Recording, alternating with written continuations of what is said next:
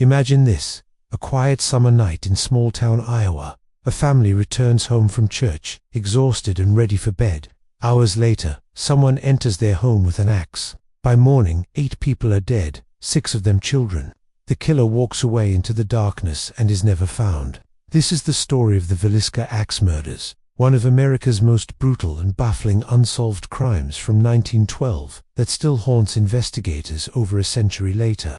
What's up, everyone, and welcome back to SiR.ReapeR. Today, we're diving into one of the most disturbing unsolved murders in American history. 8 people brutally killed in their sleep, a crime scene trampled by curious townspeople, multiple suspects, 2 trials, and 0 answers. This is Villisca, where the horror isn't just what happened, but the fact that we still don't know who did it or why. Make sure to hit that subscribe button because this case will leave you speechless. June 9, 1912, Villisca, Iowa, a quiet farming town in the southwestern part of the state, with a population of around 2,500 people. The kind of place where everyone knows everyone, where doors are left unlocked, and where nothing bad ever happens.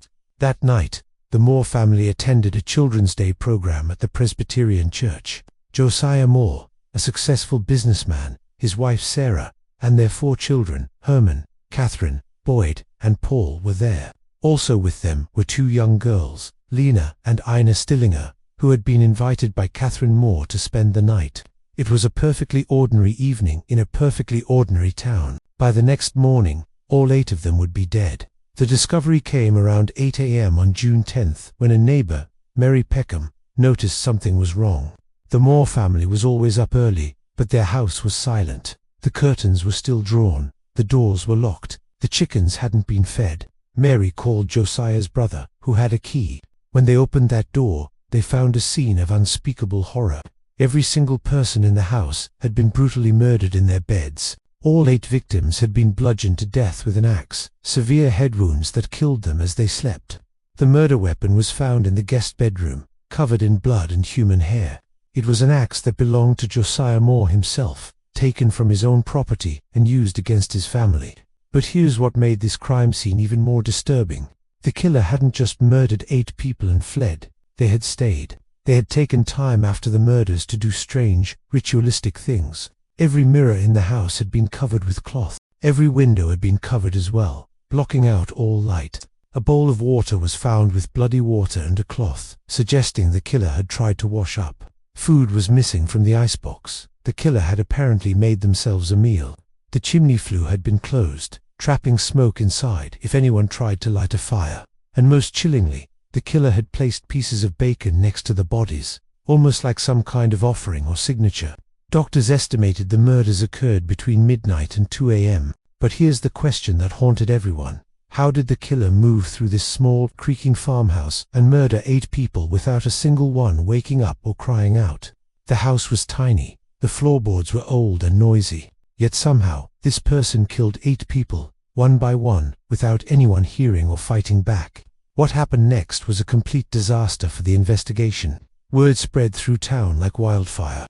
Before the police could properly secure the scene, over 100 curious townspeople stampeded through the house. People were walking around, touching things, moving objects. The town marshal actually let locals handle the murder weapon. Some people took pieces of the victims' skulls as souvenirs. The crime scene was completely contaminated. Any evidence that might have led to the killer was trampled, touched, and destroyed by the very people who should have known better. Despite a nationwide manhunt, bloodhounds that lost the scent at a river south of town, and posses scouring the countryside, no one was ever arrested that first year. But the investigation did turn up several suspects, and over the next decade, the case would become increasingly complicated. The first major suspect was Frank Jones, a wealthy and influential Villisca resident who had a business rivalry with Josiah Moore. Some believe Jones hired someone to kill the Moore family out of revenge. The suspected hitman was William Mansfield, a former employee of Jones who had a history of violence. Mansfield was investigated but never formally charged. Many believed that Jones used his wealth and influence to protect Mansfield and derail the investigation. Then there was Reverend George Kelly, a traveling preacher who became the most famous suspect in the case. Kelly had been in Villisca the night of the murders, attending the same church program as the Moore family. He left town the next morning on an early train. Suspicious timing. Years later, in 1917, Kelly was arrested and charged with one of the murders. He had apparently confessed multiple times, giving details about the crime, but then recanted. Kelly was tried twice. The first trial in 1917 ended in a hung jury. The second trial in 1917 resulted in an acquittal. Kelly walked free, but many still believed he was guilty. Others thought he was mentally ill and simply confessed to a crime he didn't commit because he craved attention. There were other suspects too. Henry Moore, Josiah's brother, who discovered the bodies. Some whispered he might have been involved, though there was no real evidence. Andy Sawyer, a transient who had been seen in the area. Various drifters and suspicious characters who happened to be passing through Iowa at the time. But none of these leads ever resulted in a conviction. The Villisca axe murders remained unsolved. Here's what makes this case even more disturbing. The Villisca murders weren't unique. Between 1911 and 1912, there was a string of similar axe murders across the Midwest. Entire families killed in their beds with an axe. Mirrors covered. Windows covered. Similar ritualistic elements. In Colorado Springs, Monmouth, Illinois, Ellsworth, Kansas, and Paola, Kansas, all these places experienced similar murders around the same time. Were they connected? Was there a serial killer traveling from town to town, murdering families? Some investigators believed so, pointing to the similarities.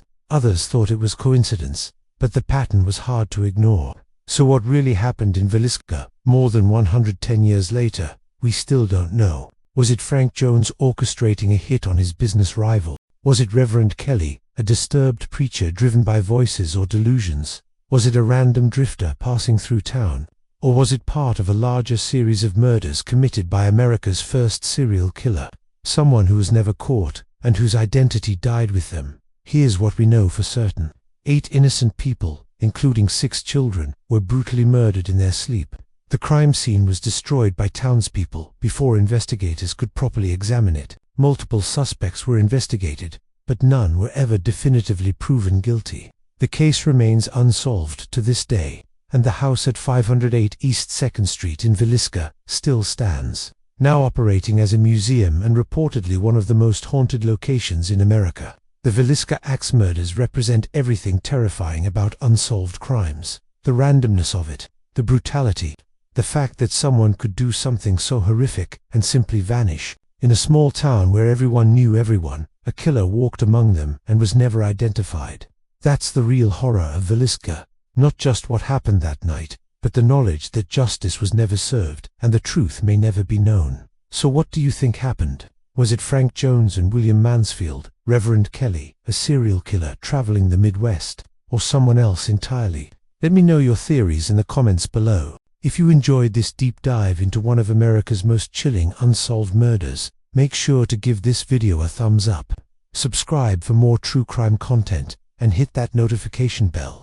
Thanks for watching, and remember, in 1912, evil came to a quiet Iowa town and was never caught. Sleep well tonight. I'll see you in the next video.